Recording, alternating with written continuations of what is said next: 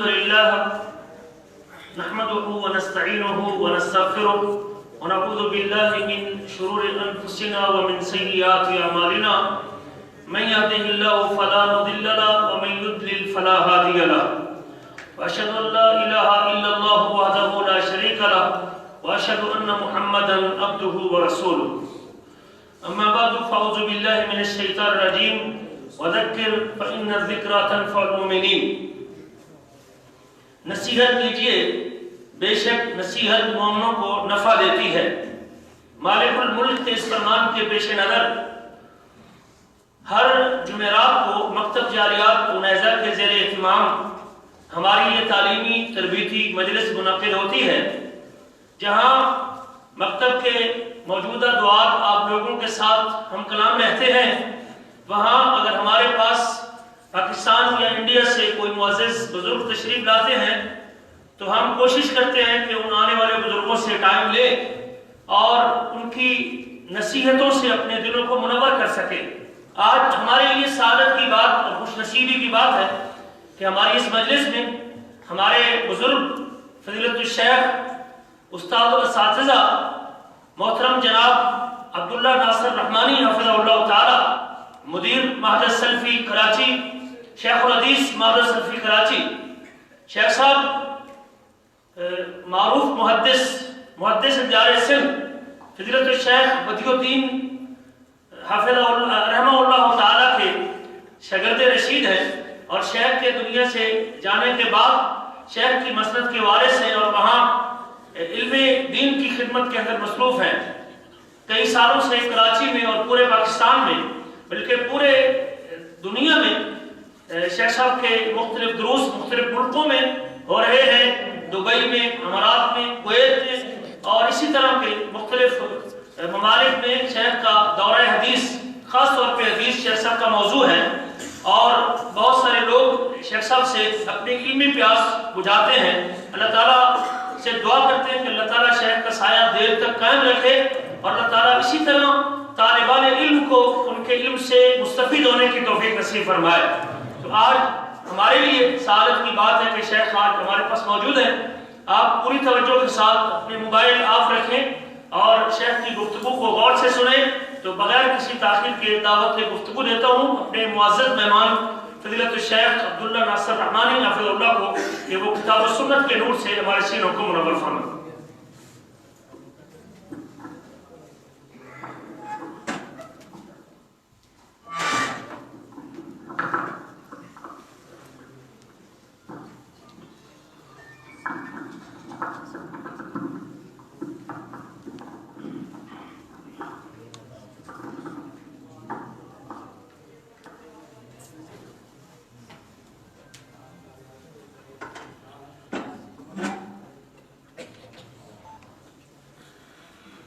إن الحمد لله نحمده ونستعينه ونستغفره ونعوذ بالله من شرور أنفسنا ومن سيئات أعمالنا من يهده الله فلا مضل له ومن يضلل فلا هادي له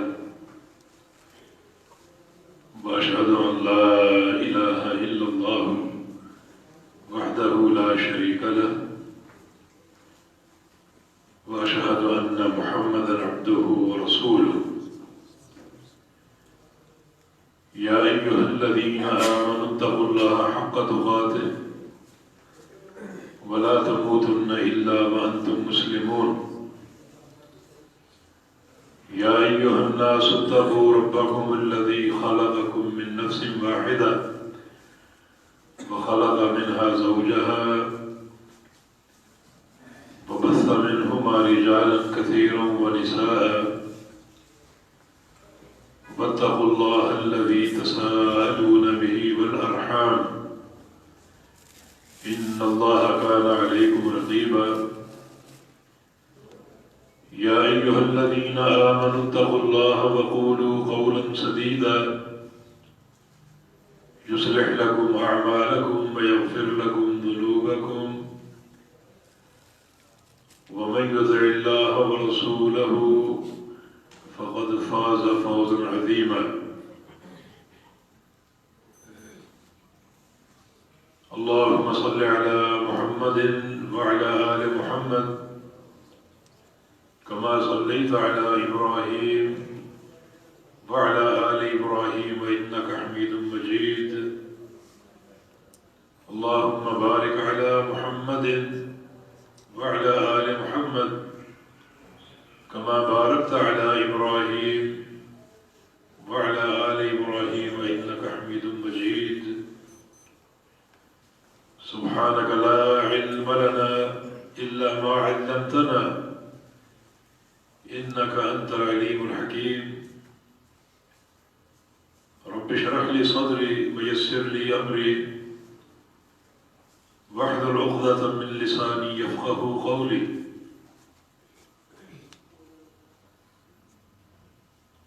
لقد قال الله سبحانه وتعالى بعد أعوذ بالله من الشيطان الرجيم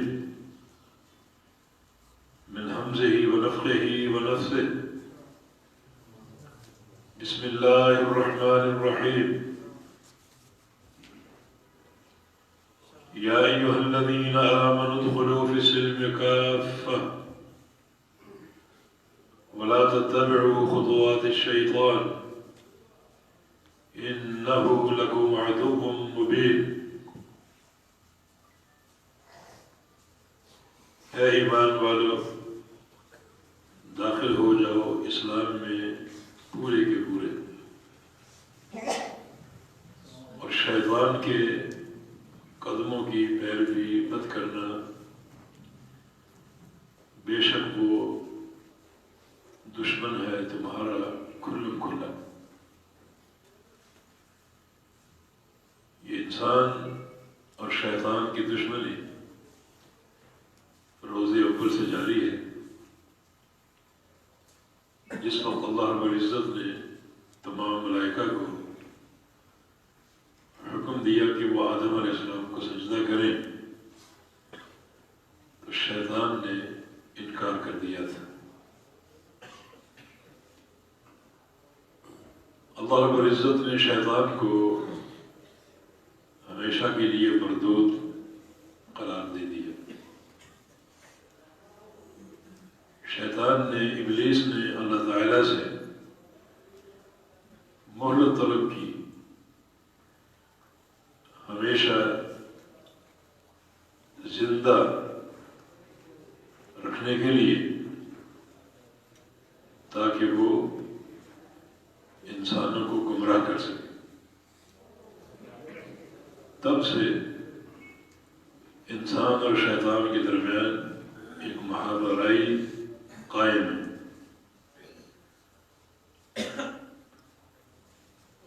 نبی علیہ السلام کی حدیث کے مطابق جب کوئی انسان پیدا ہوتا ہے تو اس کے ساتھ ہی اس کا شیطان بھی پیدا ہو جاتا ہے، اور جب تک وہ انسان زندہ رہتا ہے تو شیطان اسے گمراہ کرتا رہتا ہے، وساوس پیدا کرتا رہتا ہے اور اسے برگلاتا رہتا ہے. یوں دونوں کے مابین ایک عداوت اور دشمنی قائم ہے. شیطان کی دوستی انتہائی خطرناک ہے، اور شیطان کو دشمن بنا کر رکھنا انسان کی ضرورت ہے. دشمن بھی ایسا کہ انسان شیطان پر حاوی رہے اور انسان کے مقابلے میں شیطان جو ہے وہ کمزور پڑ جائے. انسان کا طاقتور ہونا اور شیطان کا کمزور ہونا یہ انسان کی کامیابی ہے. اور ایک انسان اگر کمزور پڑ جائے اپنے شیطان کے مقابلے میں تو یہ شیطان کی کامیابی ہوگی اور انسان بری طرح ناکام ہو جائے گا.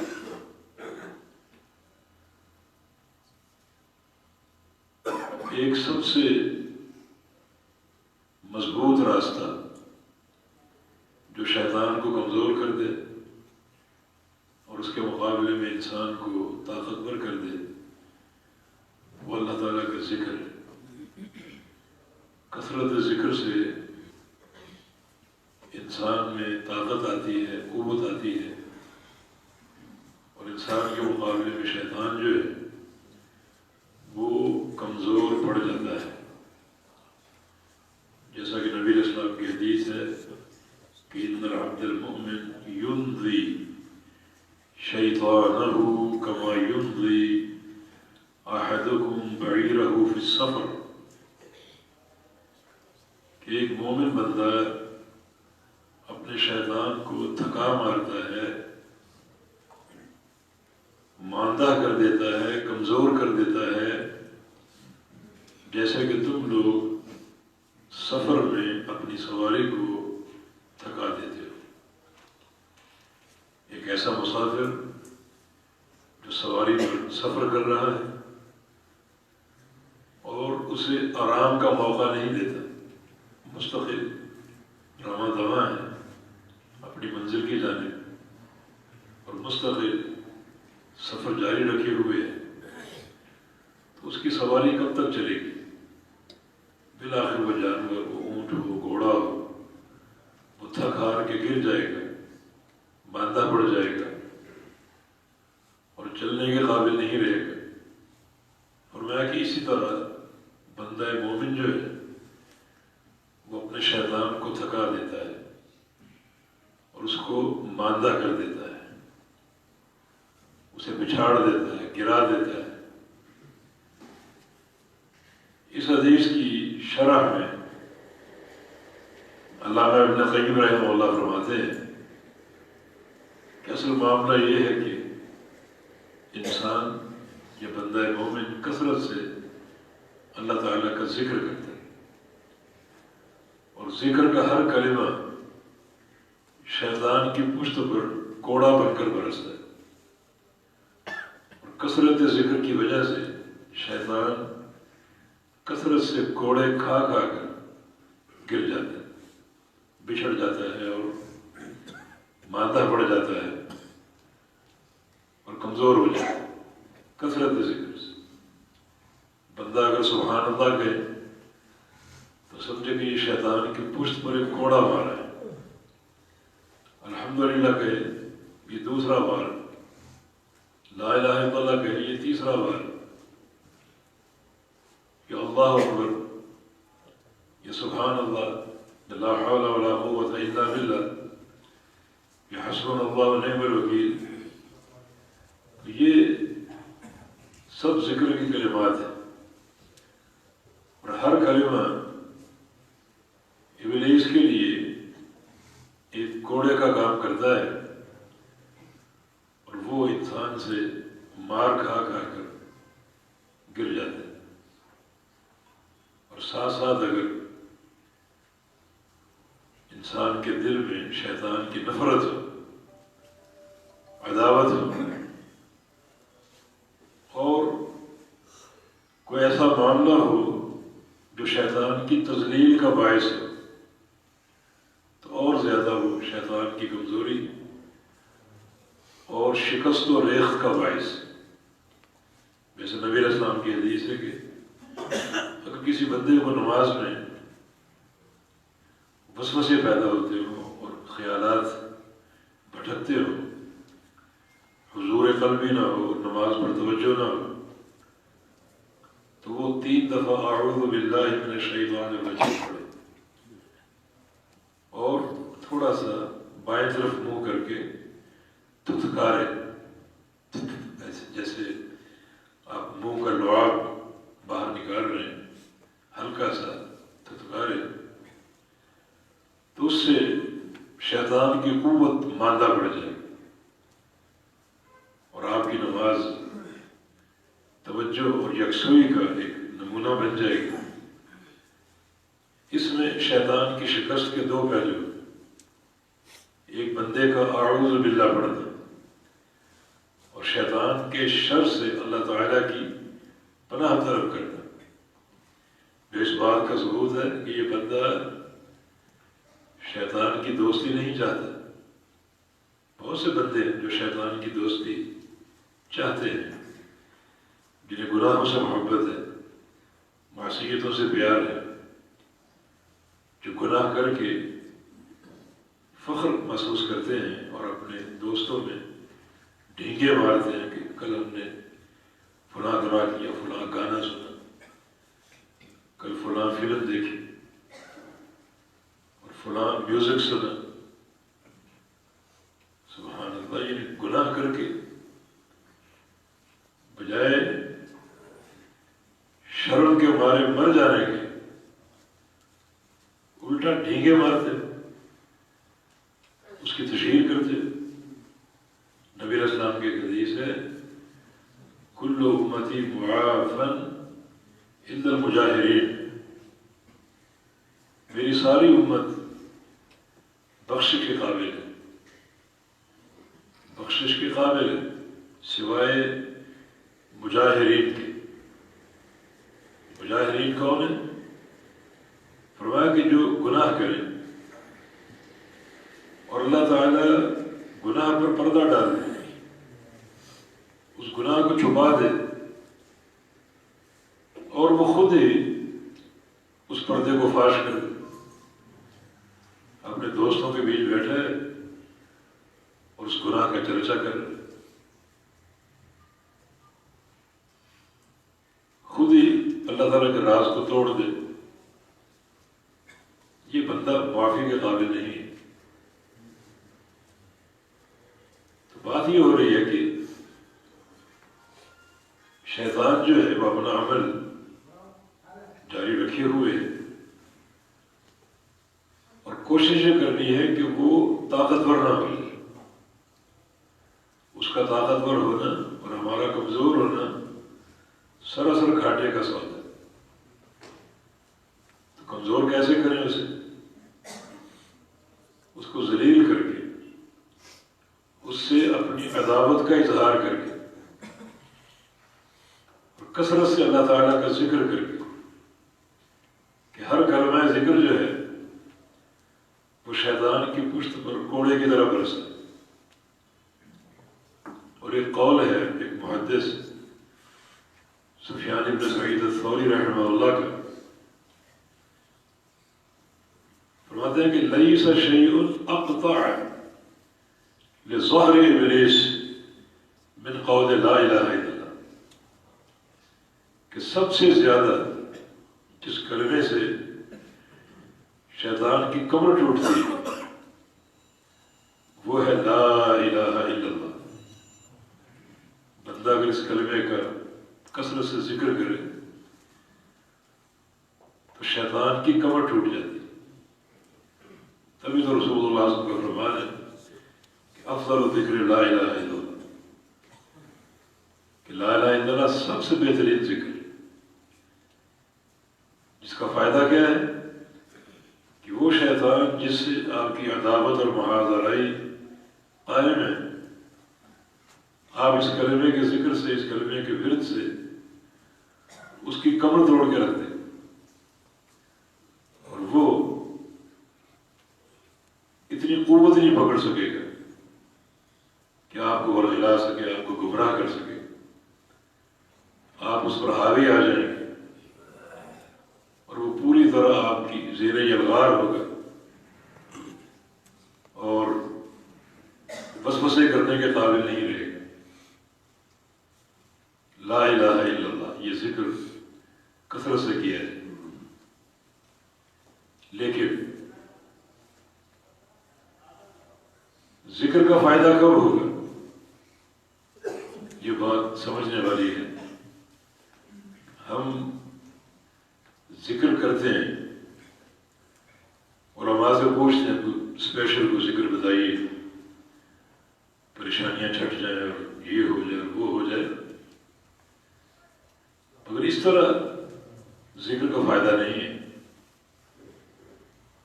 ذکر سے پہلے دو چیزیں اپنے اندر پیدا کیجیے. نمبر ایک، یہ دیکھیں کہ فرائض پوری طرح ادا ہو رہے ہیں. ایک بندہ نماز نہیں پڑھتا اور ذکر کرتا ہے، تو یہ ایک فراڈ ہے، شریعت کے ساتھ مذاق ہے۔ نماز اللہ کا فرید ہے اور ذکر تطوع نفلی عبادت ہے۔ فریضے کو چھوڑ کر آپ نوافل پر توجہ دیں، یہ کون سی عقل ہے، کون سا فہم ہے؟ یا فرائض میں کمی ہو اور فرائض میں غفلت ہو، نماز وقت پہ ادا نہیں ہو رہی، نماز کی طرف توجہ اور دھیان نہیں ہے، نماز میں اللہ تعالیٰ کا ذکر نہیں ہے، نماز میں جیسے کہ حدیث کی تعبیر ہے ٹھوکے مارتے ہو، نقر اربع، جیسے مرغا یا کوا ٹھوکے مارتے اس طرح تیزی سے نماز پڑھ لیتے ہو، تو تم نے نماز کو برباد کر دیا۔ جس صحابی کو رسول اللہ صلی اللہ علیہ وسلم نے فرمایا تھا ارجع فصلی فإنک لم تصلی، کہ جاؤ دوبارہ نماز پڑھو، تم نے نماز نہیں پڑھی۔ اس کی نماز میں کمی یہی تھی، اس کی نماز میں اطمینان نہیں تھا، اعتدال نہیں تھا۔ فرمایا کہ نماز ہوئی ہی نہیں تمہاری، دوبارہ پڑھو۔ اس نے دوبارہ پڑھی، فرمایا کہ یہ بھی نہیں ہوئی، پھر پڑھو، اس نے پھر پڑھی، فرمایا کہ یہ بھی نہیں ہوئی۔ نماز کے اہتمام کو پہچانا۔ ہم مکہ مکرمہ حرم میں تھے، جماعت کھڑی تھی، نظروں سے کچھ محسوس ہو جاتا ہے کوئی بندہ آس پاس کیا کر رہا ہے، تو ایک صاحب آئے، جماعت کھڑی اور امام تشہد میں سلام پھرنے والے، اب اس کا نظریہ یہ ہے کہ پہلے 2 سنتیں پڑھنی، بھائی فرض قائم ہے، نبی اسلام کو فرمان ہے جب جماعت قائم ہو، فرض اگر قائم ہو کوئی نفل نہیں، مگر ان کا یہ نظریہ ہوگا سنتیں پہلے پڑھنا ضروری۔ آپ یقین کریں وہ 2 سنتیں سلام پھیرنے سے پہلے پڑھ کے فارغ ہو جائے۔ ہم تشہد میں تھے، امام تشہد میں تھا، 2 رکعت اس نے پڑھی اور امام کے سلام پھیرنے سے پہلے جماعت میں شامل ہو گئی۔ اسے کہا بھی یہ تم نے کیا کیا ہے، ذرا سمجھاؤ تو صحیح، تم نے کیا پڑھا ہے اس اپنی نماز میں؟ لیکن نہیں، حقیقت یہ ہے کہ جو شریعت کا فہم ہے یہ بہت بڑی چیز ہے۔ نبی اسلام کی حدیث ہے من یرد اللہ بہ خیرا یفقہہ فی الدین، اللہ رب العزت جس شخص کے ساتھ خیر کا ارادہ فرما لے، اللہ تعالیٰ کسی بندے کے ساتھ بھلائی کا فیصلہ فرما دے، کتنا خوش نصیب بندہ ہے کہ اللہ تعالیٰ اس کے ساتھ بھلائی کا فیصلہ کر چکے، تو اللہ اس کو کیا دیتا ہے؟ یفقہہ فی الدین، اس کو دین کی سمجھ دیتے، دین سمجھا دیتے کہ دین کیا ہے، فقہ دین اس کو سمجھا دیتے، اور یہ اللہ تعالیٰ کی بہت بڑی نعمت ہے۔ اس کے پاس دینے کے لیے بہت کچھ ہے، وہ چاہے تو چاندی اور سونے کے ڈھیر لگا دے آپ کی، بہت کچھ، لیکن یہ دنیا ہے، دنیا کے مقابلے میں دین انتہائی قابل قدر ایک حقیقت ہے۔ تو اللہ ایسے بندے کو دنیا نہیں دیتا بلکہ دین کی سمجھ دیتا۔ اب دیکھیں یہ سمجھ کیسی ہے، یہ 2 رکعت پہلے پڑھنا ضروری، اور اتنی تیزی اس نے اختیار کی، اتنی تیزی کہ تشہد کے دوران ہی ہم بیٹھے تھے، اس نے نماز شروع کی اور تشہد کے دوران ہی ہم اپنی 2 رکعتیں ختم کی اور جماعت میں داخل ہو گئے۔ کون سی فقہ ہے یہ، کون سا دین ہے اور کون سی سمجھ ہے؟ اور اسے کر رہا ہوں کہ ہمیں بعض اوقات ذکر کا شوق ہوتا ہے اور آوازیں پوچھتے ہیں کوئی ذکر بتائیے، لیکن جو ذکر سے متعلق قواعد ہیں وہ معلوم نہیں، فرائض پوری طرح ادا ہو رہے ہیں، نمازوں کی ادائیگی بالکل شریعت کے تقاضوں کے مطابق ہے، پھر ذکر کیجیے. اور اگر فرائض سے غافل ہے اور ذکر کا شوق ہے، یہ شوق قابل قبول نہیں، یہ معاملہ قابل قبول نہیں. اور دوسری چیز یہ کہ ذکر کا شوق ہے لیکن ذکر کے فہم کا شوق نہیں. اب دیکھیں حدیث افضل ذکر لا الہ الا اللہ، کہ سب سے بہترین ذکر لا الہ الا اللہ. اب سوچو تو صحیح، یہ سب سے افضل کیوں ہے؟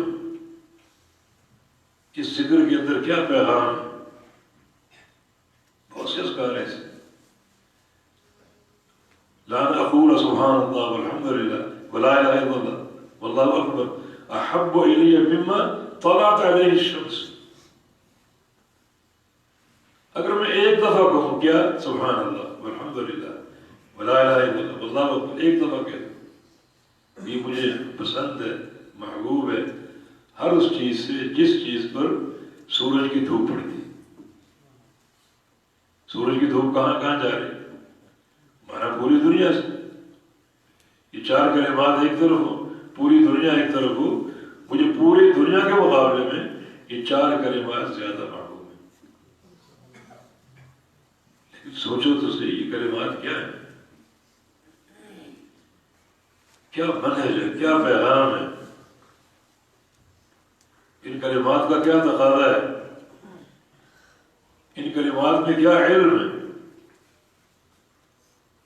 میں سمجھتا ہوں پوری شریعت آپ سمجھ سکتے ہیں اگر نبی علیہ السلام سے ثابت اذکار اور دعاؤں کا ترجمہ پڑھیں. پورا دین آپ کی سمجھ میں آ سکتا ہے. اب اتنی فضیلت. نبی علیہ السلام صحابہ کے ساتھ کہیں تشریف لے جا رہے تھے، راستے میں ایک درخت دیکھا، سوکھا درخت، اس کے پتے خشک ہو چکے تھے.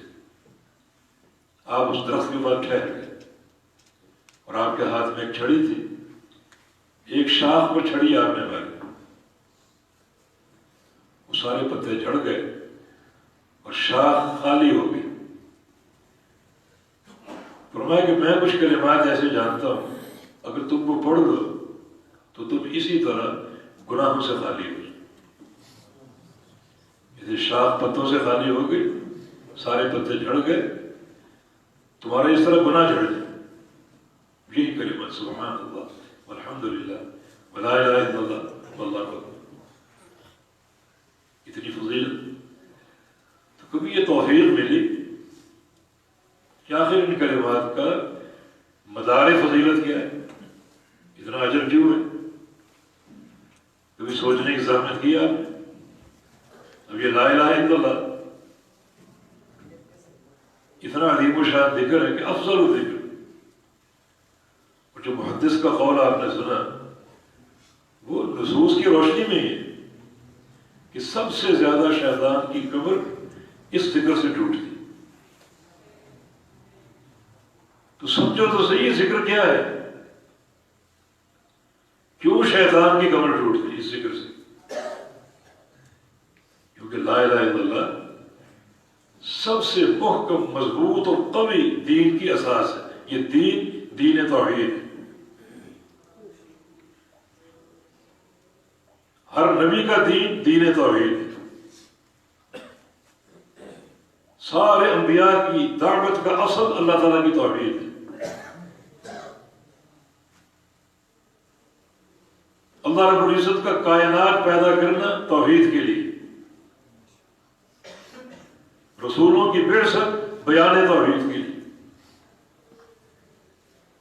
کتابوں کا اتارنا بیان توحید کے لیے،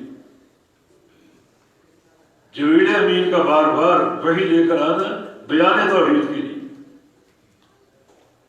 اور لا الہ الا اللہ یہ کلمہ سب سے بڑا اور سب سے آسان توحید کا ترجمان ہے. یہ کلمہ کتنا آسان ہے، اس میں کوئی حرف ایسا نہیں جو نقطے والا ہو.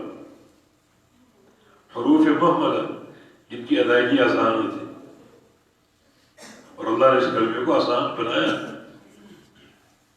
کیونکہ یہ سب کی ضرورت ہے. کلمہ اگر یہ مشکل ہوتا تو علماء پڑھ دیتے اور جہالا نہ پڑھ پاتے، لیکن نہیں، اتنا آسان ہے. ایک عالم بھی پڑھ سکتا ہے اور ایک جاہل بھی، ایک بچہ بھی اور ایک بڑا بھی. کیوں؟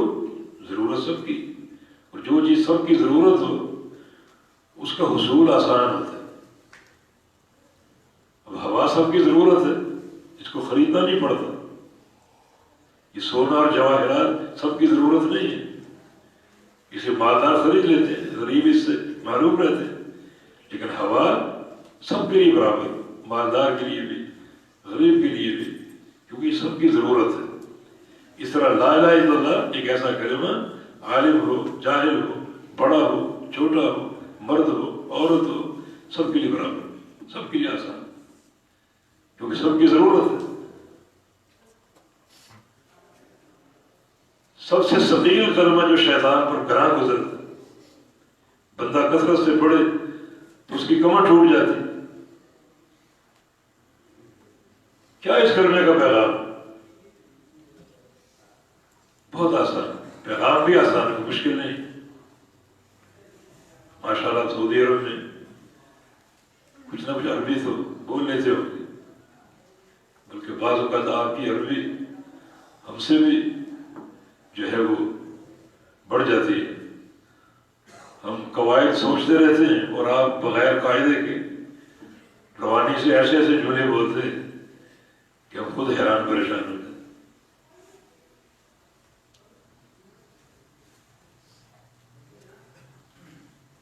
تو لا کا معنی تو جانتے ہوں گے، کیا معنی ہے؟ نہیں. الہ کا معنی معبود، عبادت کے لائق. لا الہ نہیں ہے کوئی عبادت کے لائق. جب نہیں ہے اور آپ کہیں نہیں ہے تو آپ نے کلمے کو مانا یا اس کا انکار کیا؟ کلمہ تو کہہ رہا ہے عبادت کے لائق کوئی نہیں. آپ کے نہیں ہے. ہمارے اجمیر میں، ہمارے لاہور میں، ہمارے پاک پتن میں یہ کلمے کا انکار ہے یا اقرار ہے؟ انکار کر دو. لا حرف نفی ہے، جب وہ آ جائے نفی. لا الہ، کوئی الہ نہیں، کوئی عبادت کے لائق نہیں، سب کی نفی. جو آگے جملہ الا اللہ، وہ صرف ایک ذات کا تعین کر رہا ہے. صرف ایک ذات ہے جو عبادت کے لائق ہے. وہ ذات کون سی ہے؟ اللہ. الا اللہ، مگر اللہ. دو جملے، لا الہ اور الا اللہ. لا الہ میں ایک نفی ہے، الا اللہ میں ایک اثبات ہے. لا الہ ایک چیز کی نفی کر رہا ہے مطلقاً، اور الا اللہ ایک چیز کو ثابت کر رہا ہے.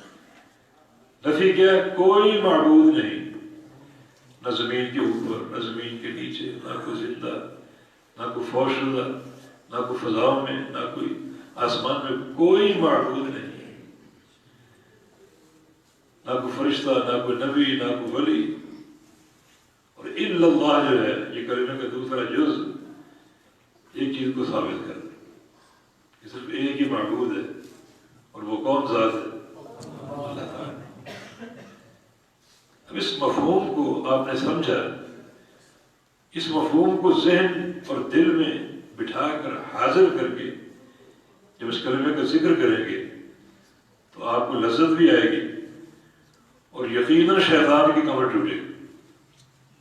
اور اگر شیطان کو معلوم ہے، بس یہ تلفظ کی حد تک اس کی زبان پر یہ الفاظ ہیں کہ مانا کوئی نہیں جانتا ہے، اس کا مفہوم نہیں سمجھتا ہے، تو وہ آپ کی کمر توڑ دے گا، الٹا آپ پر وار کرے گا کہ بیٹا بغیر فہم کے، بغیر سمجھے پڑھتے جاؤ. اسے طوطا بغیر فہم کے چوری کرتا رہتا ہے، اور چوری کا سامنے ڈھیر لگا ہو تو اسے پتہ ہی نہیں کیا چیز. تو لا الہ الا اللہ پڑھتے جائیں، 10,000 دانے کی تسبیح آپ کے ہاتھ میں، لا الہ الا اللہ، لا الہ الا اللہ. لیکن اگر معنی معلوم نہیں، اس کلمے کا پیغام معلوم نہیں، کوئی فائدہ نہیں. فائدہ کب ہوگا؟ معنی کا فہم اور ذکر کرتے ہوئے معنی کا استحضار، اور بغیر معنی کے استحضار کے ذکر کرو گے تو شیطان کو کچھ نہیں ہونے والا۔ اس کو تو پتہ ہی نہیں یہ کلمہ کیا ہے، اس کلمے کی اساس کیا ہے، اور اس کلمے کی دعوت کیا ہے، تو جانتے ہی خوش ہوگا کہ اپنا وقت ضائع کر رہے ہیں، صلاحیتیں ضائع کر رہے ہیں، اور خود ذکر کر کر کے تھک رہا ہے اور میرے سامنے مادہ پڑ رہا ہے۔ الٹا وہ آپ کو گرا دے گا اور آپ کو بچھاڑ دے گا۔ دوستو یہ بات کیوں نہیں سمجھتے ہو کہ لا الہ الا اللہ جو ہے نا ایک گواہی، اسی لیے اشہد ان لا الہ الا اللہ کہا جاتا ہے، میں گواہی دیتا ہوں کوئی معبود نہیں سوائے اللہ تعالی۔ یہ گواہی، اور صرف گواہی نہیں بلکہ سب سے بڑی گواہی، سب سے بڑی اعظم الشہادہ، سب سے بڑی گواہی۔ تو اس کو جانے بغیر ہی کام چل جائے۔ جس چیز کی گواہی دے رہے ہو اس کا علم ہونا ضروری نہیں ہے کہ دنیا کا کوئی چھوٹا موٹا پھڈا ہو، کوئی کیس ہو، عدالت میں آپ کی گواہی دی جائے تو اس گواہی کا آپ کو علم ہونا چاہیے۔ جج اور وکیل آپ پر جرح کریں گے، وکیل آپ سے اس تعلق سے 100 سوال کرے گا، اور اگر آپ کی گواہی میں جھول ہے، آپ کے علم میں جھول ہے، تو آپ کو نکال دیا جائے کہ تم گواہی کے قابل ہے۔ حالانکہ دنیا کا معاملہ ہے، یہ دین کا معاملہ، آخرت کا معاملہ، جنت کو حاصل کرنے کا معاملہ، جہنم سے بچاؤ کا معاملہ، اللہ تعالیٰ کی محبت اور رضا کا معاملہ، یہ بغیر علم کے چلے تو پتہ ہی نہ ہو یہ کلمہ کیا ہے، گواہی کے تقاضے کیا ہیں، یہ کلمہ مجھ سے کیا چاہتا ہے۔ یہ عظمت تو واضح ہو گئی نا، یہ افضل و ذکر۔ موسیٰ علیہ السلام نے ایک دفعہ اللہ تعالیٰ سے عرض کی، یا اللہ مجھے کوئی ذکر بتائیے۔ اللہ تعالیٰ نے فرمایا موسیٰ قل لا الہ الا اللہ، یہ ذکر کرو، قل لا الہ الا اللہ۔ عرض کیا کہ یا اللہ یہ ذکر تو سب کرتے ہیں، مجھے کوئی اسپیشل چیز بتائیے جو اوروں کے پاس نہ ہو۔ کہ موسیٰ جس کلمے کو تم ایک عام سا کلمہ کہہ رہے ہو، اگر ایک ترازو قائم ہو جس کے 2 پلڑے ہوں، ایک پلڑے میں 7واں آسمان ہو اور آسمانوں کے سارے فرشتے ہوں، دوسرے پلڑے میں 7 زمینیں ہوں اور زمینوں کی ساری مخلوقات ہوں، دوسرے پلڑے میں ایک پلڑے میں 7واں آسمان ہو، 7 زمینیں ہوں، آسمانوں کی مخلوق ہو، زمینوں کی مخلوق ہو، دوسرے پلڑے میں صرف لا الہ الا اللہ ہو، یہ پلڑا لا الہ الا اللہ والا اس پلڑے پر بھاری پڑ جائے گا۔ یہ آسمان بھی ہلکے، زمین بھی ہلکے، فرشتے اربوں کھربوں کی تعداد میں اس کے وزن کے مقابلے میں ہلکے، زمینوں کی ساری مخلوقات اس کلمے کے مقابلے میں ہلکی۔ یہ کلمہ کتنا بھاری کلمہ جس کا تلفظ آسان ہے، لا الہ الا اللہ، لیکن اس کا فہم تو حاصل کرنا۔ میں کہتا ہوں کہ یہ فہم کے تعلق سے مشرکین مکہ ہم سے بہتر تھے۔ نبی علیہ السلام کی پہلی دعوت ایھا الناس قولوا لا الہ الا اللہ، یہ پہلی دعوت، لوگوں لا الہ الا اللہ کہو۔ اس کا فائدہ کیا ہے؟ تفلحوا، تم کامیاب ہو جاؤ، دنیا میں کامیاب، قبر میں کامیاب، آخرت میں کامیاب، اس کلمے کی برکت سے، لا الہ الا اللہ کی برکت سے۔ مشرکین مکہ نے یہ کلمہ نہیں پڑھا، اس دعوت کو قبول نہیں کیا۔ کیوں؟ وہ اس کلمے کا معنی سمجھتے تھے، بلکہ خود کہا اجعل الآلہۃ الہا واحدا، کہ اس نبی کی یہ دعوت لا الہ الا اللہ کی، اس کا معنی تو یہ ہے کہ سارے معبود ختم، صرف ایک معبود ہے۔ یہ ان کا فہم، مانا اور کوئی معبود نہیں، یہ نصب اور یہ بت یہ معبود نہیں ہے، انکار کرنا پڑے گا، صرف ایک ہی معبود ہے؟ یہ ان کی سمجھ تھی. اس سمجھ کے قرآن نے تردید نہیں کی، ٹھیک سمجھے اور ہاں یہی معاملہ ہے، سارے معبودوں کا انکار. یہ فہم ہمارے پاس کیوں نہیں؟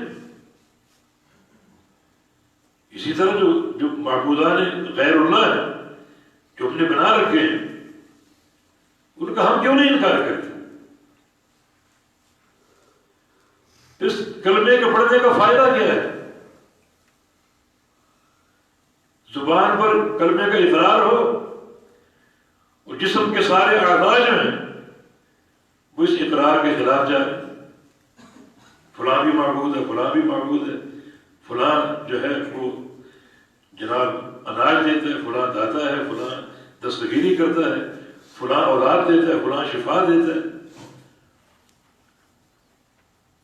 قبروں پر چادر چڑھانا، قبروں پر دیے جلانا، کیوں؟ لا الہ الا اللہ بھی ہے اور یہ عمل بھی ہے، چادر چڑھانے کا، دیے جلانے کا. کچھ آپ غور و فکر کیجیے، بہت بڑا شرک ہے، بہت بڑا شرک ہے. کہ اندر ایک بندہ دفن ہے، اس کی قبر پر دیا کیوں جلایا؟ کیوں جلایا؟ تاکہ وہ خوش ہو کہ فلاں شخص آیا اور ہماری قبر پر دیا جلایا. مانا اندر والے کو معلوم ہے آپ کے آنے کا اور دیا جلانے کا. آپ نے علم غیب میں اس بندے کو اللہ کا شریک کر لیا. اچھا، اس کو خوش کیوں کرنا چاہتے؟ خوش کرو اپنے رب کو، اسے کیوں؟ تاکہ وہ خوش ہو کر ہماری بگڑی بنا دے، ہماری حاجتیں پوری کر دے. مانا وہ حاجتیں پوری کرنے پر قادر. اس طرح اس کو آپ اللہ کے شریک بنا رہے ہیں. اور زبانوں پر لا الہ الا اللہ بھی. کتنا تناقض ہے زبان کے اقرار پر اور آپ کے عمل پر. یہ دیا جلانا کو معمولی چیز نہیں، بڑا بھیانک قسم کا شرک. آپ نے قبر والے کو بہت سے امور میں اللہ کا شریک بنا دیا. اور یہ ساری باتیں توحید کے منافی ہیں اور کلمہ لا الہ الا اللہ کے خلاف. یہ بات نبی علیہ السلام کے فرمان سے بالکل برحق ثابت ہے کہ لا الہ الا اللہ سب سے افضل ذکر ہے. اور نصوص کا نتیجہ یہی ہے کہ سب سے زیادہ شیطان کی کمر اس کلمے کے ذکر سے ٹوٹتی. آپ اس کلمے کا ذکر کر رہے ہیں اور شیطان اپنی کوشش کر رہے ہیں. اس کی پہلی کوشش کیا ہے کہ کلمہ پڑھنے والوں کو کلمے کا معنی معلوم نہ ہو. معنی اگر معلوم نہیں تو ایک بار نہیں لاکھ بار یہ کلمہ پڑھ دیں، کوئی نقصان نہیں، کوئی نقصان نہیں.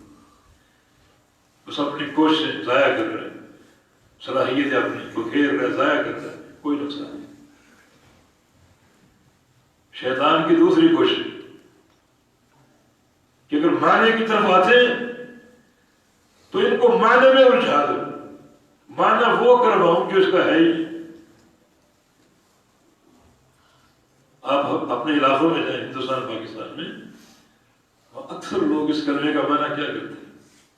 لا الہ الا اللہ. سب کچھ اللہ تعالیٰ سے ہونے کا یقین اور غیر اللہ سے کچھ نہ ہونے کا یقین. یہ کلمے کا معنی نہیں ہے. یہ جملے کلمے کے معنی سے بغاوت ہے. یہ کلمہ توحید الوہیت کی ترجمانی کر رہا ہے کہ کوئی معبود نہیں سوائے اللہ تعالیٰ. یہ لا کی تلوار جو ہے ان تمام درگاہوں کو توڑتی ہے، ان تمام معبودان باطلہ کی گردن کاٹتی ہے جو اللہ کے سوا ہم نے بنا رکھی. یہ نہ کہو لوگ ٹوٹ جائیں. پھر کیا کہو؟ سب کچھ اللہ سے ہونے کا یقین، غیر اللہ سے کچھ نہ ہونے کا یقین. یہ بات درست ہے لیکن یہ بات کلمے کا ترجمہ نہیں ہے. یہ اس کی دوسری کوشش کہ اچھا ذکر کر رہے ہیں تو میں ان کو کلمے کے مفہوم سے ہٹا دوں، اصل معنی سے ہٹا دوں. کفار قریش سمجھ چکے تھے اجعل الآلہۃ الہ واحدا، اس نبی کی دعوت کا معنی یہ ہے کہ سارے معبود باطل ہو کے صرف ایک اللہ معبود حق ہے. صحیح سمجھے؟ قرآن نے ان کے فہم کی تردید نہیں کی، مگر ہم یہ نہیں سمجھے، ہم نے اس کے مفہوم کو تبدیل کر دی. شیطان کامیاب ہو گیا. اب اس فہم کے ساتھ اگر کلمے کا ذکر کرو گے تو یہ کلمہ شیطان کی کمر نہیں توڑ، کمر آپ کی ٹوٹ رہی، وہ آپ پر حاوی آ چکا.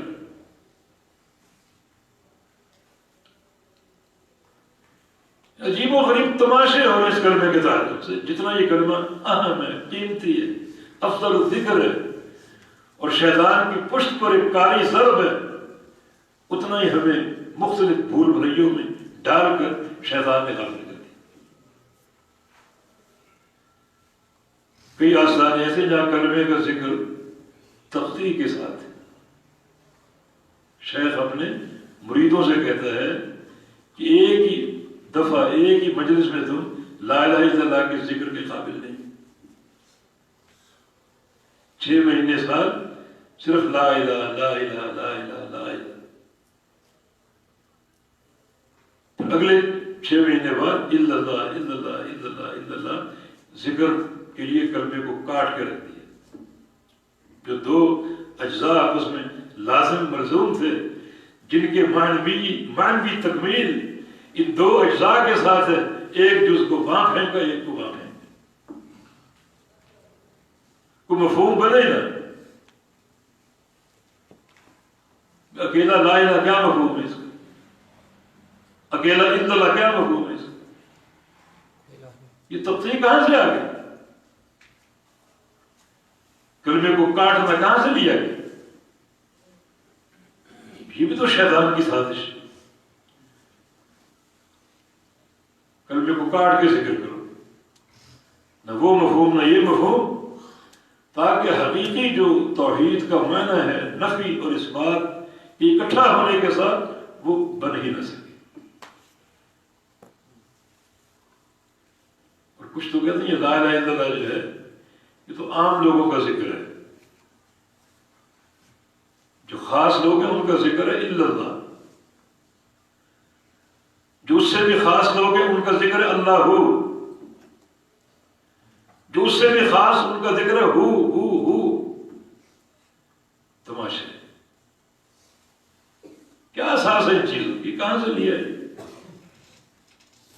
پیارے پیغمبر کی دعوت کیا ہے؟ ایھا الناس قولوا لا الہ الا اللہ. پوری دعوت لوگوں لا الہ الا اللہ کو تفصیل کے ساتھ نہیں، ہو نہیں، کوئی اس کا معنی نہیں، سب بیکار بات ہے. لوگوں لا الہ الا اللہ کہو. یہ سارے فضائل اسی کلمے کے ہیں، لا الہ الا اللہ کے. اور شیطان نے ہم سے کیا کچھ کروا دیا.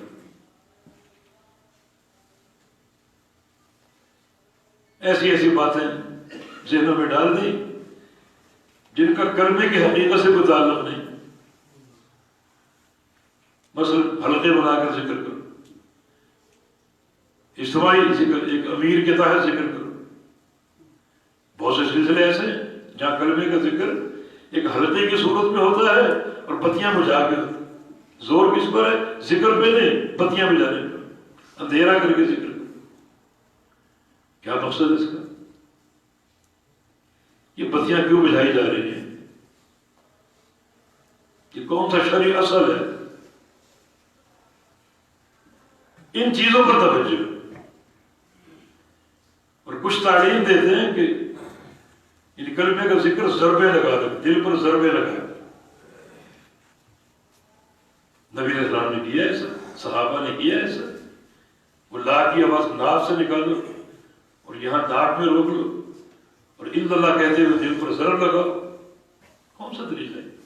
تاکہ ان طریقوں میں لوگ پھنسے رہیں، الجھے رہیں اور کلمے کا معنی معلوم نہ کر سکے. نہیں، یہ کلمہ شیطان کی پشت پر واقعی ایک ضرب ہے، لیکن توحید کی معنویت کے ساتھ. جب آپ کے اندر عقیدہ ہو کوئی معبود نہیں، کوئی معبود نہیں، کوئی عبادت کے لائق نہیں الا اللہ، صرف اللہ رب العزت، اس کلمے کا معنی ذہن و دماغ میں راسخ ہو، اور پھر آپ یہ ذکر کریں تو یقیناً یہ ایک ایسا ذکر ہے جس کا آپ کو فائدہ بھی ہے، اور یہ شیطان کی پشت پر ایک ضرب بھی ہے، اس کی کمر اس ذکر سے ٹوٹ جائے گی۔ لا الہ الا اللہ۔ نبی علیہ السلام کی حدیث، جو بندہ صبح اس کلمے سے ذکر کا آغاز کرے، اس کلمے سے اپنے دن کا آغاز کرے، ذکر اور بھی ہے لیکن آغاز لا الہ الا اللہ سے، چنانچہ جو بندہ فجر کی نماز کا سلام پھیرے، باجماعت نماز پڑھی، سلام پھیرا، اسی حالت میں بیٹھا رہے، اسی حالت میں گھٹنے نہ اٹھائے، اپنی حالت تبدیل نہ کرے، اور 10 دفعہ یہ ذکر کرے، لا الہ الا اللہ وحدہ لا شریک لہ، لہ الملک ولہ الحمد یحیی ویمیت وہو علی کل شیء قدیر، پورا ذکر۔ لیکن پہلا کلمہ کیا ہے؟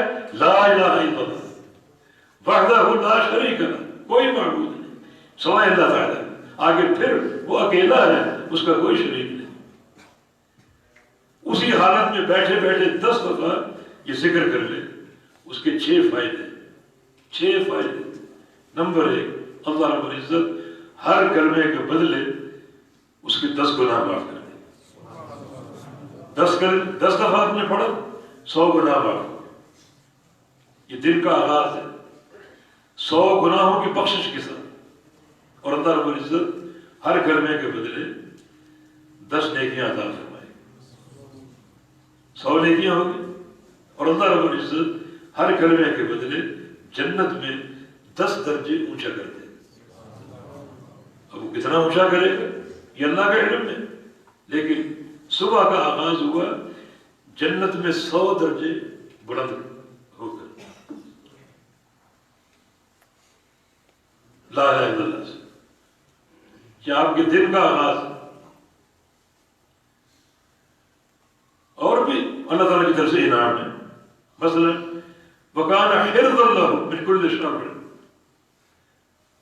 یہ کلمہ پڑھنا 10 دفعہ دن بھر اللہ تعالیٰ آپ کو ہر شر سے محفوظ رکھے۔ 5واں فائدہ وَحِرْزًا لَهُ مِنَ الشَّيْطَانِ الرَّجِيمِ، اللہ تعالیٰ اس کلمے کی برکت سے پورے دن کے لیے اسے محفوظ رکھے گا شیطان مردود سے۔ نمبر 6، نبی علیہ السلام کا ارشاد گرامی، اس دن اگر کوئی گناہ ہو گیا تو وہ گناہ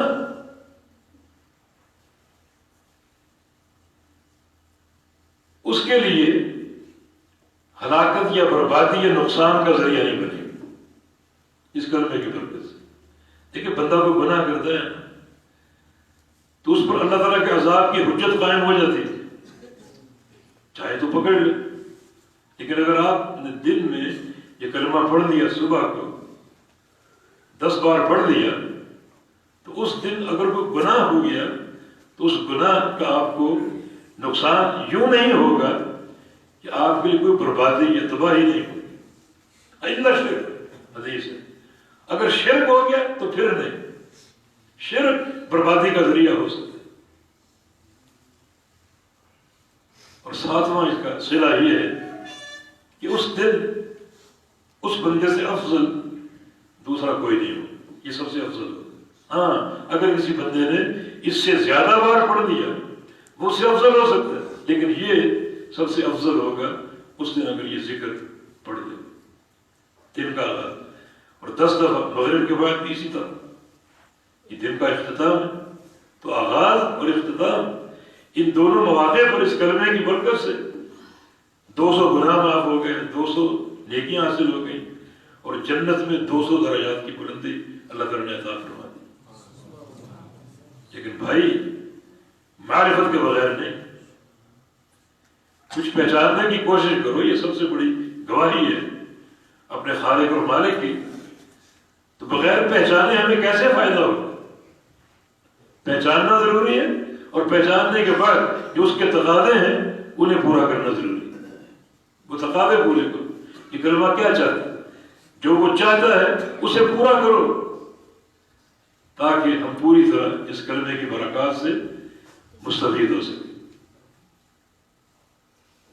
فرمایا کہ یا ایھا الذین آمنوا ادخلوا فی السلم کافہ، ایمان والو اسلام میں پورے داخل ہو جاؤ، ولا تتبعوا خطوات الشیطان، اور شیطان کے قدموں پہ پیروی مت کرو، انہ لکم عدو مبین، بے شک تمہارا وہ کھلا کھلا دشمن، تو اس سے کیسے بچنا ممکن ہے؟ ادخلوا فی السلم کافہ، اسلام میں پورا داخل ہو، اسلام میں پورے داخل ہو جاؤ سر سے پاؤں تک۔ جو چیز اسلام میں آ گئی وہ شیطان سے محفوظ ہے، جو چیز اسلام سے باہر ہے وہ شیطان کے زیر تسلط ہے، وہ نقصان آپ کو پہنچ سکتا ہے۔ پورا آپ اسلام میں داخل ہو جائیں، چہرہ آپ کا باہر ہے، آپ محفوظ نہیں۔ پورا اسلام میں داخل ہو جائیں، ہاتھ پاؤں باہر ہے، آپ محفوظ نہیں۔ پورا اسلام میں داخل ہو جائیں، لباس آپ کا باہر ہے، آپ محفوظ نہیں۔ سر سے لے کر پاؤں تک اسلام میں داخل ہو جائیں۔ اسلام میں داخل ہونا کیا معنی ہے؟ کوئی اسلام کو بوری نہیں ہے جس میں آپ داخل ہو، معنی سر سے شروع کرو۔ آنکھیں، ان آنکھوں سے کیا کرنا ہے؟ جو اسلام چاہتا ہے۔ کیا دیکھنا ہے؟ جو اسلام کو پسند ہے، غلط چیز نہیں دیکھنی۔ آج ہر ہاتھ میں موبائل، کیا کچھ دیکھتے ہیں دن بھر رات بھر، الامان والحفظ، لیکن نہیں، اگر ان آنکھوں کا استعمال غلط چیز دیکھنے کی صورت میں ہے تو آپ کی آنکھیں اسلام میں داخل نہیں ہیں، اسلام سے باہر۔ آپ شیطان کے زیر اثر، شیطان آپ پر وار پر وار کرے گا۔ آپ کے کان ہیں، کانوں سے آپ نے کیا سننا ہے، شریعت کیا چاہتی ہے، اللہ کے رسول کے کیا فرامین ہے، ضروری۔ اگر ان کانوں کا استعمال غلط ہے، غلط چیزیں سنتے ہیں، تو آپ کے کان اسلام میں داخل نہیں ہیں، اسلام سے باہر ہے۔ آپ کی زبان ہے، زبان سے کیا کہنا اور کیا نہیں کہنا، شریعت یہ ساری تفصیلات بتا چکی۔ اور اگر آپ زبان سے کلمہ حق کہتے ہیں، اللہ کا ذکر کرتے ہیں، صحیح بات کرتے ہیں، تو آپ کی زبان اسلام میں داخل ہو چکی ہے۔ اب وہ شیطان کے شر سے محفوظ ہے۔ لیکن اگر زبان سے غیبتیں بھی ہو رہی ہیں، گالی گلوچ بھی ہو رہی ہے، چغلیاں بھی ہو رہی ہیں، الزام تراشیاں بھی ہو رہی ہیں، جھوٹ بھی بولا جا رہا ہے، جھوٹی قسمیں کھائی جا رہی، جھوٹی گواہی دی جا رہی، تو آپ کی زبان اسلام سے باہر ہے، آپ شیطان کے زیر اثر نہیں۔ ادخلوا فی السلم کافہ، اگر بچاؤ چاہتے ہو، تحفظ چاہتے ہو، تو سر سے پاؤں تک اسلام میں داخل ہو۔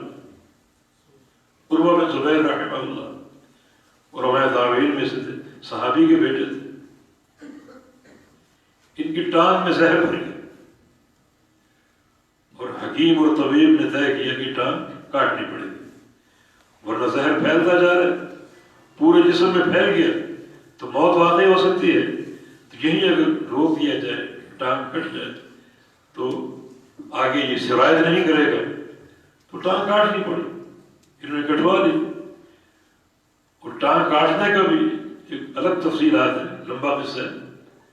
الخرجی کی ٹانگ کاٹ دی گئی، کٹ گئی، جی کٹ گئی، تھوڑا کہ ٹانگ دکھاؤ مجھے، لا کے دکھائی گئی، تو ٹانگ اپنے ہاتھوں میں لے لی اور کہا کہ تو آج مجھ سے جدا ہو رہی، آج مجھ سے جدا ہو رہی ہے، اللہ کی قسم تمہیں دیتا ہوں، قیامت کے دن تو نے گواہی دینی ہے کہ تجھ پر چل کر میں کبھی کسی حرام مقام پر نہیں گیا، کسی نافرمانی کے مقام پر نہیں گیا، کوئی جوا کھانا، شراب کھانا، کوئی سینما کا، کوئی فحاشی کا اڈا، گواہی دینا تجھ پر چل کر میں کبھی کسی نافرمانی کے مقام پر نہیں گیا۔ یہ سلف صالح ہے۔ کیا مانا؟ وہ سر سے پاؤں تک اسلام میں داخل، اور داخل ہو جائے تو شیطان کی شر سے محفوظ ہے. یعنی قرآن کی ترتیب ہی ہے. شیطان کی عداوت کا ذکر کیا، کھلم کھلا اس کی دشمنی کا ذکر کیا، اور بچاؤ کا اصول کیا ہے؟ ادخلوا فی السلم کافہ، کہ اسلام میں پورے آ جاؤ، پورے داخل ہو جاؤ. اگر داخل ہو جاؤ گے تو شیطان تم پر کوئی وار نہیں کر سکے. تو سب سے بڑا تحفظ جو ہے شیطان کے شر سے اللہ تعالیٰ کا ذکر. لیکن ذکر میں جو ایک معنویت ہے اس کا فہم، ان اذکار میں اللہ کے پیغمبر نے کیا پیغام دی. یہ فضائل و محاسن اسی لیے ذکر ہوئے، اسی لیے ذکر ہوئے کہ ان فضائل و محاسن کو ہم پڑھ کر اپنے اندر شوق پیدا کریں کہ یہ ذکر کیا چیز ہے، اس میں کیا معنی ہے، اس میں کیا علم ہے، کیا بصیرت ہے اس میں، تاکہ اور اس پر مضبوطی سے ہم قائم ہو سکیں. دیکھیں بوڑھا شخص اعرابی نبی علیہ السلام کی خدمت میں ہے اور آ کر کہ یا رسول اللہ صلی اللہ علیہ وسلم میرا حافظہ کمزور ہو چکا اور زیادہ قرآن پاک یاد رکھنا میرے لیے ممکن نہیں ہے، تو مجھے کوئی چھوٹا سا ذکر بتا دیجیے، اٹھتے بیٹھتے پڑھتا رہوں اور وہ قرآن کا بدل ہو میرے لیے. فرمایا کہ ٹھیک ہے، 5 کلمات چھوٹے چھوٹے یاد کر لو. آپ نے اس طرح ہاتھ کھلا ہوا اور اس کو کلمات بتائے اور ہر کلمے پر آپ نے ایک انگلی بند کر لی. سبحان اللہ والحمد للہ ولا الہ الا اللہ واللہ اکبر ولا حول ولا قوت الا باللہ. عرض کرتا کہ یا رسول اللہ جلدی نہ کیجیے، مجھے دہرانے دیجیے. تو میں دوہرا لوں. اس نے بھی اسی طرح دوہرایا، سبحان اللہ والحمد للہ ولا الہ الا اللہ واللہ اکبر ولا حول ولا قوت الا باللہ، اور مٹھی کو اس طرح بند کر لیا. چونکہ عربی تھا، عربی ہر بار کہہ ڈالتا کہا کہ حاضر ربی فما لی. یا رسول اللہ صلی اللہ علیہ وسلم یہ 5 کلمات میرے رب کے لیے، میرے لیے کیا ہے؟ ان 5 کلمات میں میرے رب کی ثنا ہے، میرے رب کی تعریف ہے، اس کی کبریائی ہے، اس کی توحید ہے. میرے لیے کیا ہے؟ مانا وہ عربی ان کلمات کو سمجھتا تھا. میرے لیے کیا ہے؟ فرمایا کہ تم بھی لے لو. دوسرا ہاتھ، اللہم اغفر لی ورحمنی وعافنی واہدنی وارزقنی. کہا مجھے دہرانے دیجیے، اللہم اغفر لی ورحمنی وعافنی واہدنی وارزقنی. کیا مانا؟ یا اللہ مجھے بخش دے، یا اللہ مجھ پر رحم فرما، یا اللہ مجھے عافیت دے دے، یا اللہ مجھے ہدایت دے دے، یا اللہ مجھے روزی عطا فرما دے. اسی طرح یہ مٹھی بھی بند ہو گئی، دونوں ہاتھ بند ہو گئے. بڑا خوش ہوا، بڑا خوش ہوا کہ اللہ کے نبی نے مجھے بڑے خزانے عطا فرما دیے. اسی طرح کھڑا ہوا اور ان کلمات کو پڑھتے پڑھتے ایسے ہی وہاں سے روانہ ہو گئے. رسول اللہ صلی اللہ علیہ وسلم نے ارشاد فرمایا کہ اما ھذا فقد ملا یدیہ بالخیر. یہ بابا جی خالی ہاتھ آئے تھے اور خیر کے خزانے بھر کے لوٹ گئے، خیر کے خزانے اپنے ہاتھوں میں لے کر لوٹ گئے. یہ خزانے ہیں، خزانے. تو خزانے کا ادراک نہیں ہونا چاہیے. کس قسم کے خزانے؟ معلومات نہیں ہونی چاہیے. سبحان اللہ، اللہ پاک ہے، ہر شرک سے پاک ہے. ایسا ہم کرتے ہیں؟ ہمارے عقیدے میں اللہ تعالیٰ واقعی کہ ہر شرک سے پاک ہے یا نہیں؟ پاک ہے تو اس کرنے کا فائدہ. سبحان اللہ. پوری زندگی اس پر قائم ہو جائے، کوئی شریک نہیں. نہ کوئی زندہ انسان، نہ کوئی فوجدہ انسان، نہ کوئی نبی، نہ کوئی ولی، نہ کوئی فرشتہ، نہ کوئی جن، کوئی اللہ کا شریک. اس پر قائم ہو جائے حتیٰ کہ موت اسی عقیدے پر ہے. تو اس ایک ہی نیکی کا فائدہ کیا ہوگا؟ فرمایا سبحان اللہ نصف المیزان، صحیح مسلم کی حدیث ہے کہ سبحان اللہ بندہ اس پر قائم ہو جائے، اس عقیدے کا فہم اپنے اندر اپنا لے اور پیدا کر لے، تو اس کی ایک ہی نیکی قیامت کے دن اللہ تعالیٰ کے آدھے میزان کو بھر دے گی۔ پورے میزان میں کیا کچھ آتا ہے؟ فرمایا کہ ساتوں آسمان آ جائیں گے، ساتوں زمینیں آ جائیں گی، اتنا وسیع وہ ترازو ہے، اتنا وسیع وہ میزان ہے، لیکن یہ ایک ہی نیکی بندے کے آدھے میزان کو بھر دے، لیکن فہم کے ساتھ۔ ایسے تو نہیں آپ یہ بغیر فہم کے پڑھتے رہے اور سمجھے کہ میزان بھر دیا، بالکل نہیں۔ زبان پہ نطق ہو اس کلمے کا سبحان اللہ کا، اور دل میں اس کا معنی اور فہم موجود ہو، اور پھر زندگی پر اس پر عمل ڈٹا رہے کہ واقعی اللہ تعالیٰ کا کوئی شریک نہیں، دنیا ادھر سے ادھر ہو جائے اللہ تعالیٰ کا کوئی شریک نہیں، مجھے قتل کر دیا جائے، جلا دیا جائے، اللہ کا کوئی شریک نہیں۔ یہ حقیقت توحید، سبحان اللہ کی حقیقت۔ الحمدللہ تمام تعریفیں اللہ کے لیے۔ کیا واقعی ہیں؟ سمجھتے ہو؟ نہیں سمجھتے۔ اگر شرک کرو گے تو اللہ کی تمام تعریفیں کہاں رہیں؟ اللہ تعالیٰ کی تمام تعریفیں کیوں ہیں؟ اپنے اسماء میں، اپنے ناموں میں، صفات میں، کاموں میں وہ اکیلا ہے، کوئی شریک نہیں، لہذا وہ اکیلا ہی ہر حمد کا مستحق ہے، وہ اکیلا معبود ہے، اکیلا خالق ہے، اکیلا رازق ہے، اکیلا وہاب ہے، اکیلا رزاق ہے، اکیلا رحمان، اکیلا رحیم۔ اور اگر آپ عالم الغیب والشہادہ، وہ غیب جاننے والا اکیلا ہے، ٹھیک ہے، ہر حمد کا مستحق، لیکن آپ کہیں کہ نہیں غیب فلاں بھی جانتے، فلاں ولی جانتے، فلاں نبی جانتے، تو اس صفت کو آپ نے تقسیم کر دیا، جتنا تقسیم کیا اتنا حمد بھی تقسیم ہو گئی۔ الحمدللہ کا انکار، الحمدللہ کیا چاہتا ہے؟ تمام تعریفیں اللہ کے لیے، کیوں ہے؟ کیونکہ اللہ ہی ان تمام کمالات کا مستحق ہے، اس کے کسی کمال میں کسی غیر کو شریک کرو گے تو حمد بھی تقسیم کرنی پڑے گی۔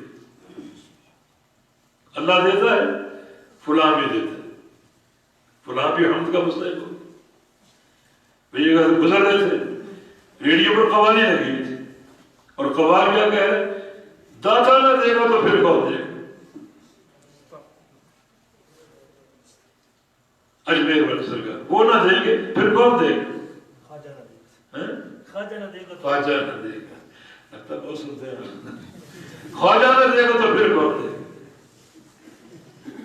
یہ مشرکین مکہ کا عقیدہ کیا ہے کہ خواجہ بھی دیتا اللہ بھی دیتے، وہ ان کا عقیدہ تھا۔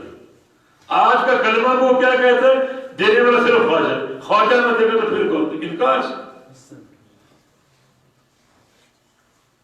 الحمدللہ کہاں باقی رہا ہے؟ اللہ ہی ہر تعریف کا مستحق ہے۔ اس کی ایک ہی صورت ہے کہ اللہ تعالیٰ ہر کمال میں اکیلا ہے، ہر کمال کا اکیلا مستحق ہے۔ اس کمال کو تقسیم کرو گے تو حمد کو بھی تقسیم کرنا پڑے گا۔ اللہ بھی غیب جانتا ہے، فلاں بھی غیب جانتا ہے، تو غیب جاننے میں جو حمد ہے وہ تقسیم ہو گئی۔ اللہ بھی رازق ہے اور فلاں بھی داتا ہے، اس تقسیم میں حمد بھی تقسیم ہو گئی۔ یہ قرآن کی پہلی آیت کا انکار، الحمدللہ رب العالمین، پہلی اینٹ یہ آپ نے چڑھی رکھی، آگے عبارت کہاں سیدھی ہوگی؟ اس نے عظیم الشان کلمہ سبحان اللہ والحمدللہ ولا الہ الا اللہ واللہ اکبر، واللہ اکبر۔ نبی علیہ السلام نے ام ہانی کو تعلیم دی تھی، ام ہانی نے کہا یا رسول اللہ بوڑھی ہو چکی ہوں، زیادہ اٹھنے کی، وضو کرنے کی، بار بار نفل پڑھنے کی طاقت نہیں، کچھ ذکر بتا دیجیے جو بیٹھے بیٹھے کر لو۔ فرمایا کہ 100 دفعہ سبحان اللہ پڑھ لو، بیٹھے بیٹھے 100 دفعہ سبحان اللہ پڑھ لو، 100 دفعہ الحمدللہ پڑھ لو، 100 دفعہ لا الہ الا اللہ، 100 دفعہ اللہ، بیٹھے بیٹھے پڑھ لو، اور آپ نے پڑھا اس کا اجر عظیم ذکر کی۔ 100 دفعہ سبحان اللہ کہو گے تو کیا ہوگا؟ گویا آپ نے 100 غلام اللہ کی راہ میں خرید کر آزاد کر دی۔ الحمدللہ کہو گے؟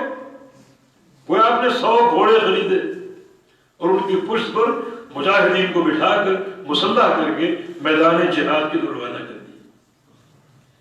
100 دفعہ لا الہ الا اللہ کہو گے تو 100 اونٹ اللہ کی راہ میں دینے کا ہے، اور 100 دفعہ اللہ اکبر کہو گے تو زمین و آسمان پہ جو خلا ہے اللہ تعالیٰ نیکیوں سے بھر دے.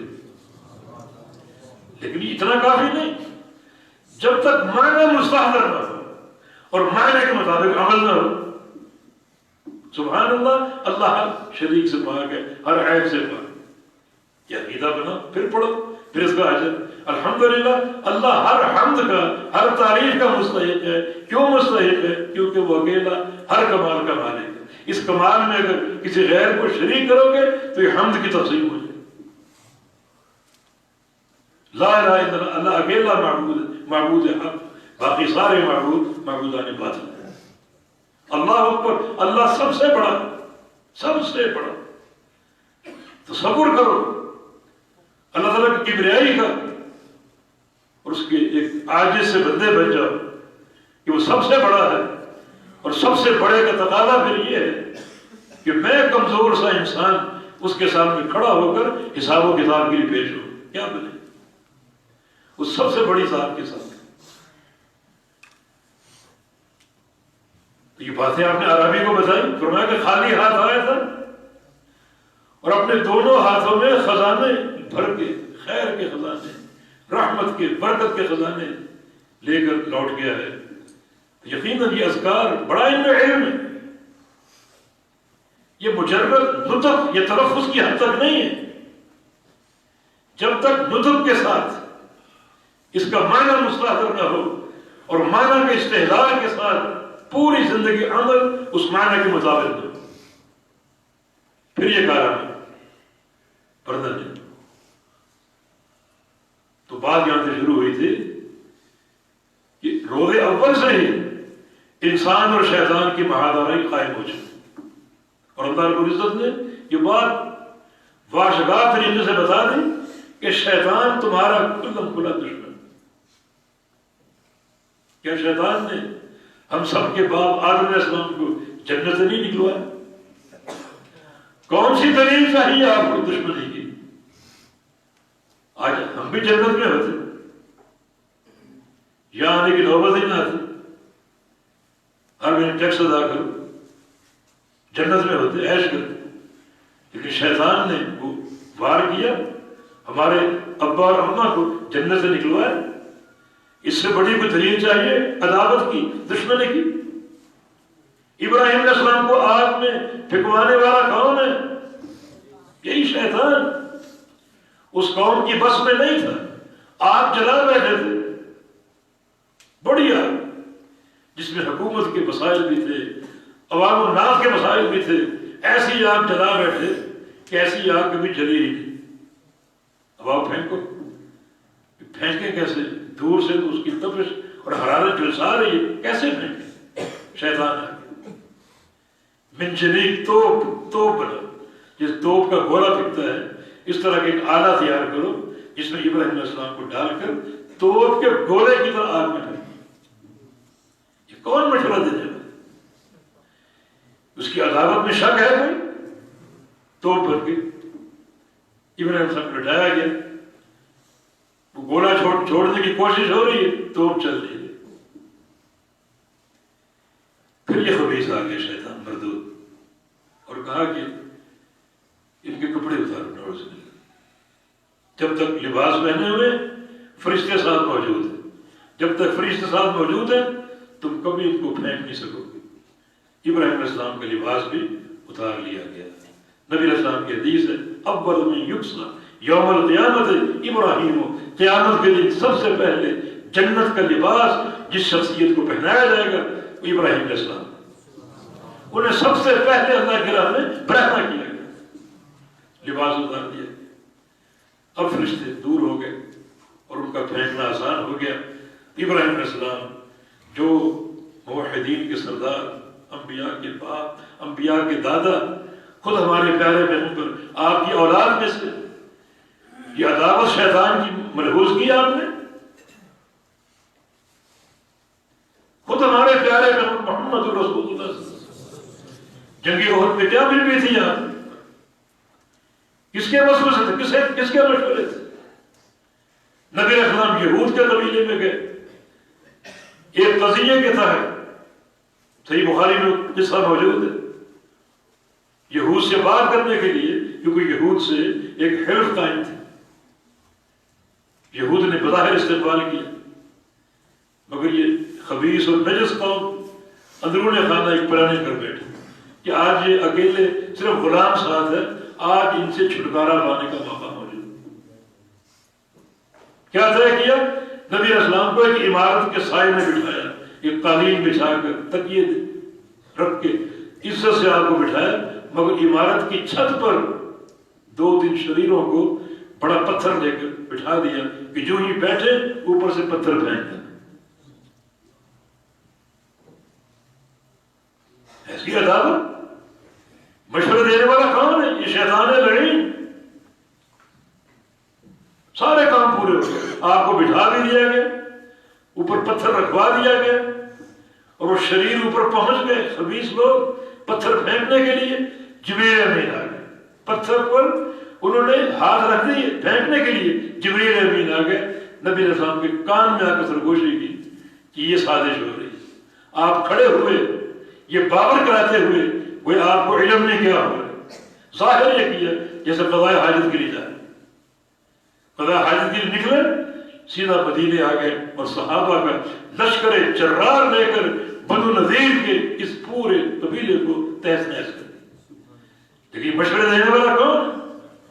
جنگ خیبر کے موقع پر وہ عورت، یہودی عورت جس نے دیا اس بکری میں زہر ملانے، بلکہ پوچھا مسلمانوں سے کہ نبی علیہ السلام کو کون سا گوشت زیادہ پسند ہے.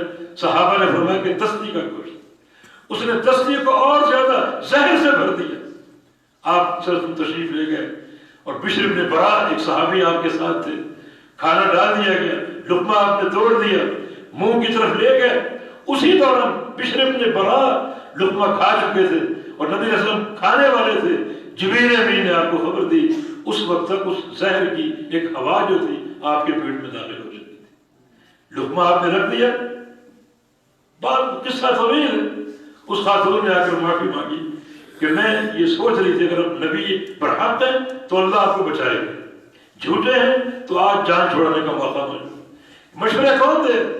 وہ زہر کی جو ہوا اندر داخل ہوئی تھی وہ کبھی کبھی جاگ اٹھتی، وہ ہوا بیدار ہو جاتی اور اللہ کے پیغمبر بڑی تکلیف محسوس کرتے. حتیٰ کہ مرض الموت میں جو آپ کا آخری مرض تھا، فرمایا کہ عائشہ وہ زہر جو اندر ہوا داخل ہوئی تھی پوری طرح جاگ اٹھی. آب عوام انقضاء اب ہو رہی، لگتا ہے کہ اب یہ تکلیف میرا حلق شاہرخ کاٹنے کی ہے. یہ سازشیں کرنے والے کون ہیں؟ اس شیطان لعین سے دوستی بنتی. ہمارے باپ کو جنت سے نکلوایا، ابراہیم علیہ السلام کو آگ میں پھینکوایا، اللہ کے پیارے پیغمبر کے خلاف سازشیں اور تکلیفوں کی بھرمار. دوستی بنتی ہے؟ نہیں. تو پھر اس کو دشمن جانو، اس کو مادہ کرو، اس کو کمزور کرو. اللہ کا ذکر پوری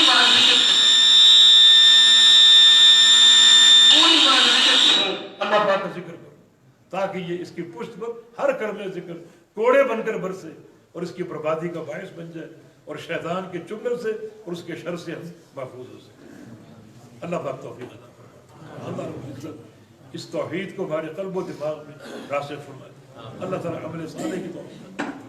اللہ رب العزت کثرت ذکر کی توفیق عطا فرمائے. جو ذکر کے تقاضے ہیں، ذکر کا فہم ہے اور ذکر کا علم ہے، اس کے مقتضا پر عمل ہے، اللہ پاک ہمیں وہ عطا فرما دے تاکہ اللہ کی رضا حاصل ہو، اس کی رحمت حاصل ہو. آپ کا یہ تشریف لانا اللہ تعالیٰ قبول کر لے. اللہ آپ کے ایک ایک قدم کو برکتوں سے بھر دے. اقول قولی ھذا واستغفر اللہ لی ولکم واخر دعوانا الحمد للہ رب العالمین.